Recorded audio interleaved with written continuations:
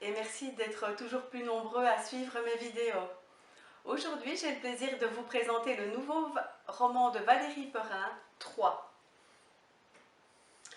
Alors, je pourrais vous présenter longuement Valérie Perrin, mais je pense que la plupart d'entre vous ont lu ces deux premiers romans, et donc je vais vous rappeler leur titre et je pense que ça suffira amplement à la présenter.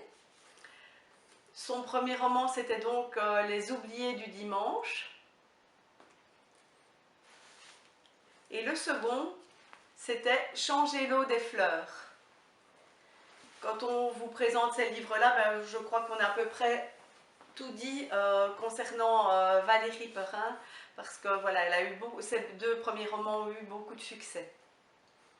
Alors celui-ci, 3, en fait c'est 3 le titre par rapport à 3 amis, Étienne, Adrien et Nina.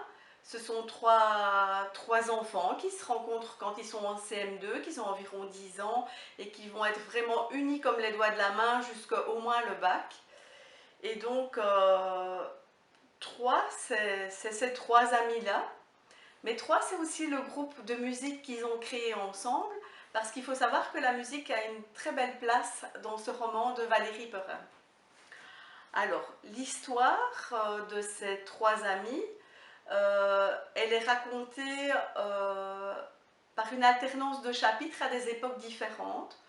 On est tantôt autour de l'année 2017 et tantôt on est dans le passé et on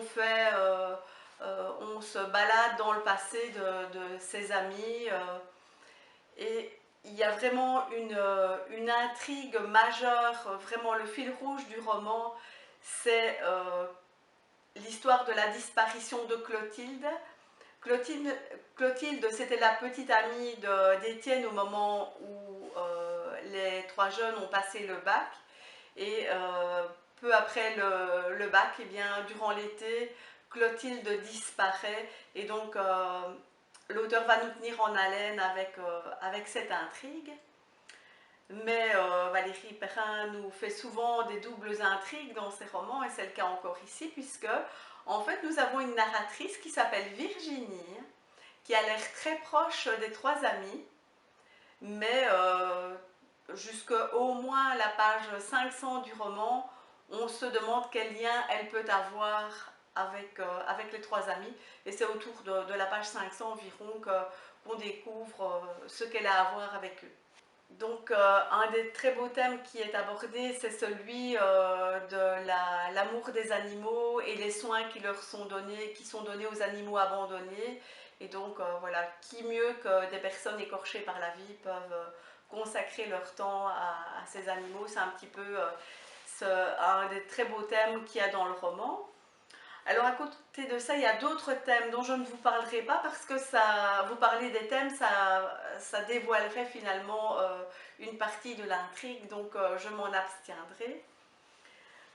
Au bout du compte, je trouve que ce qui est important dans ce roman, c'est d'attirer l'attention des lecteurs qui ont aimé les 2 premiers romans de Valérie Perrin, qu'ici on est dans quelque chose qui est quand même assez lourd au niveau de l'ambiance. Il y a une atmosphère quand même assez oppressante, et je dirais qu'on est quasiment dans un thriller avec ce roman, et je regrette un petit peu qu'il y ait tant de choses abordées dans ce roman, parce que finalement il est touffu, mais je trouve touffu peut-être un peu de manière un peu excessive. Et donc voilà, c'est un avis en demi-teinte pour ma part, mais je tenais à le faire parce que c'était l'occasion pour moi de reparler des 2 très beaux premiers romans de Valérie Perrin. Celui-ci me laissera des souvenirs, mais peut-être des souvenirs moins agréables.